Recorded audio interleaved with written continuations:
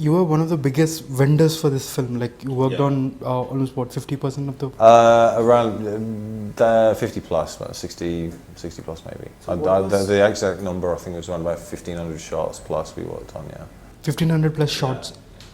So what was the breakdown like? Like what are the big segments that you worked on? We were principally responsible for two main areas. One is Magadheera itself, in and around, and the other elements were, I'll break that down.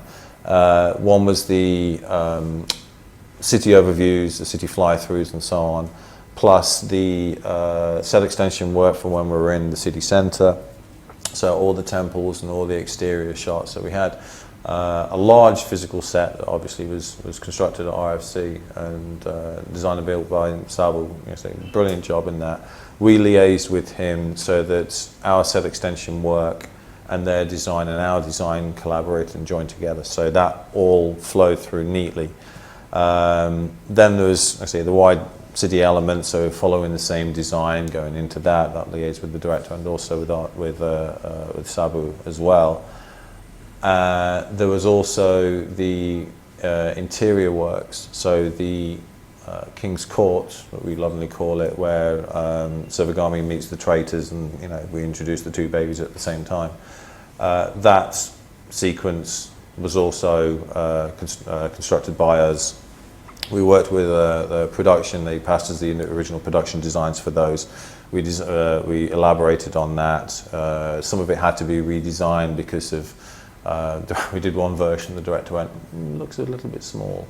So we increased it about 3 times at the end of the day, this original size that we had, that we shot on set. Originally it was just going to be double, so no. Then it went once or twice extra, just get the massive kind of grand scale to it. So we extrapolated a lot from the design work which was passed to us, and built on that and enhanced it and so on and so on. Same deal with the city, obviously, as well, working closely with production designers that not necessarily within Makuta itself, within production and also third-party studios. We all kind of collaborated very neatly with it. But also the main principal one, even though the city itself was a large element of the story, a large element of the work that was produced, just sheer number of shots, was the waterfall and surrounding environments. That principally was the most technically challenging. We've done set extension work, so many times in the past, so we know it backwards. We have a workflow for it, and it's very neat. We've even invested in laser scanning technology, so therefore it's refining the process even more so. So the accuracy's there. We're down to like 0.2 of a millimeter accuracy. So the tracking's perfect, everything's locked, it's all great. So that we have nailed. Then we have something which is what's called computational fluid dynamics. When you're getting things like the waterfall, you're having to enhance certain areas of live shoots. So those elements around the waterfall, rivers, the streams, splashes, and so on, that was the most technically challenging, purely because of the fact that a lot of shots had to be custom built for that shot. Every single shot was built independently for that one singular shot, either through matte paint or through simulation work. Obviously, the composite is, every single comp that we do is custom built. We have a flow, especially for the set extension work, but for the waterfall and the climbing ones, every single thing is custom driven.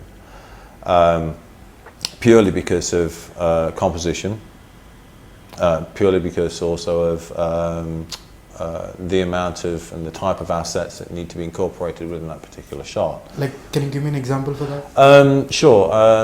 Let's take the Tarzan episode, what we call the Tarzan episode, when he's swinging through the foliage. So there's one shot, for example, where he's swinging through, his feet are interacting with the ground, so his feet are interacting with the water, so they're scooting through. That's live element.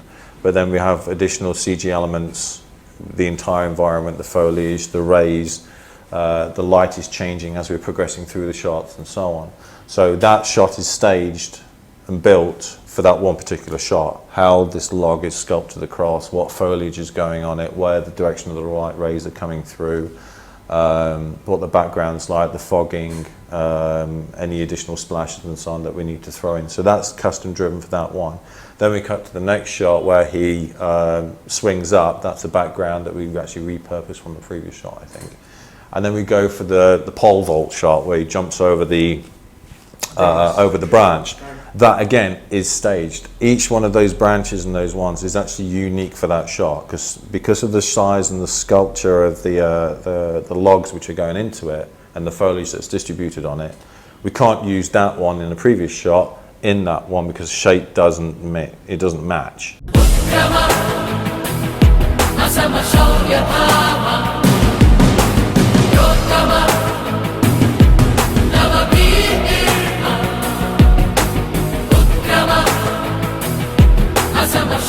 So each one has to be built and sculpted independently for every single shot, for every single branch, with all the foliage that goes on and relit and rendered and so on. So everything had to be redone for every single one of those. Same deal with a lot of the waterfall shots down the bottom. I think we managed to reuse a few simulations on a couple of shots just because angles were similar.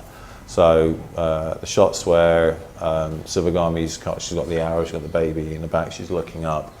That shot and the one with the soldiers, which is a similar angle, that was repurposed. And I think there was also a shot that was later on in the sequence, later on in the feature, where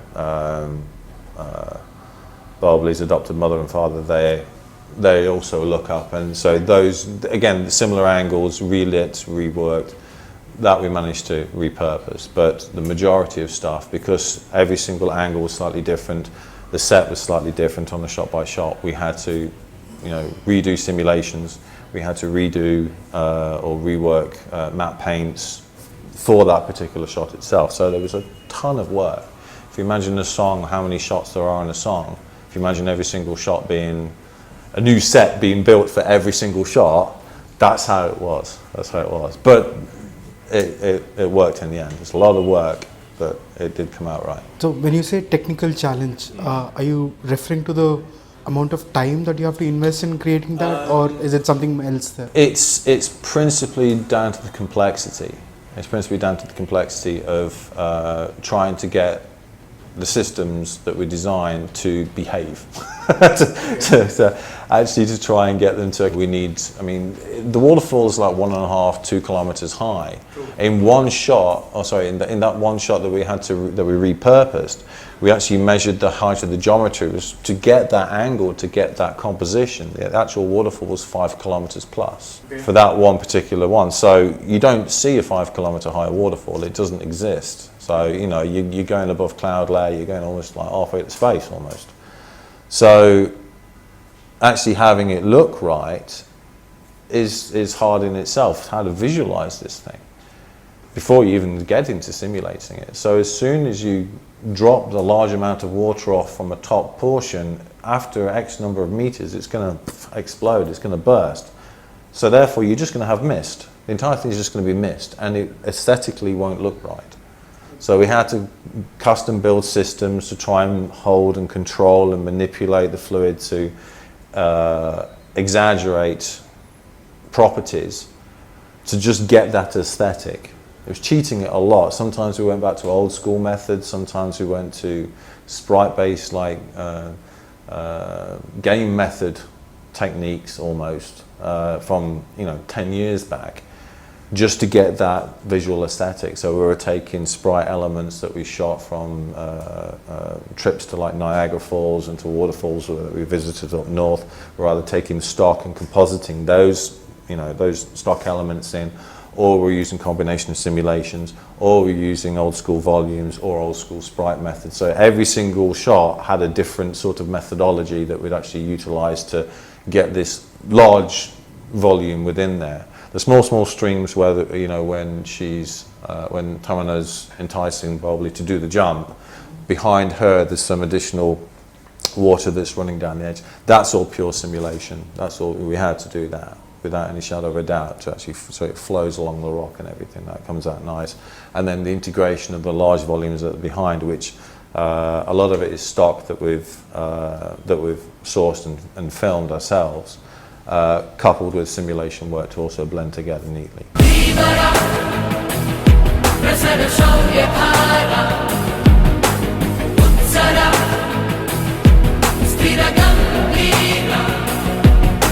So each one had to be tackled dependent on framing, composition, camera, lighting, everything. You know, kind of scratching the head, right? How do we achieve this visual? Because we've got some great concept artists and matte painters within the company. You know, they're great. They also, every other department doesn't like them because they create this amazing visual that's really, it's like, wow, that's great. How are we going to do that? Because the director loves it. Oh God, how do we produce that? So we've been tempted just to say to him, like, tone it down, but then we go, no, actually, no, we're doing it, we're managing it, you know, bring it up. So it's been tough, but, you know, and it's down to the collaborative effort between all departments, really. Building sequences, I'm building shots in Magadheera and also on these other films, and he's saying, right, you know, shift that there, move that there, move that there. Well, why? It's there in the previous shot. It's like, composition's not working. Fill the frame, make it look good. And I fought him for weeks, absolutely weeks on it. And right, fine, okay, fine, I'll do it. And I did it, and he was right. I was wrong.